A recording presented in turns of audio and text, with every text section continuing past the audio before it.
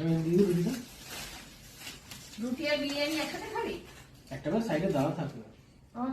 আজকে আমরা বেরিয়েছিলাম, অনেক কাজ করতে বেরিয়েছি, সকালবেলা বেরিয়েছি আর এই মাত্র এলাম। এসে আর রান্না বান্নার মধ্যে যাইনি। এখন বাজার থেকে ওই বিরিয়ানি নিয়ে এসছি, ইন্ডিয়া বিরিয়ানি।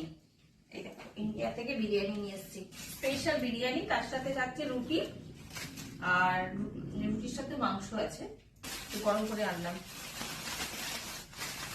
আর ইন্ডিয়া বিরিয়ানিতে এতটা বিরিয়ানি দেয় যে একটা বিরিয়ানিতে আমাদের 4 জন হয়ে যায়। ঠিক আছে, আলু দি না, সবটাই দেবো অল্প অল্প কেটে কেটে দাও। দেখো ইন্ডিয়া বিরিয়ানির আলুটা দেখেছো, বিশাল বড় আলু।